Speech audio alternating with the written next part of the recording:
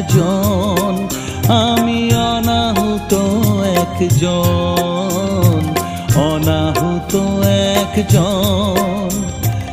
অনেক দোষেতে দোষী আমায়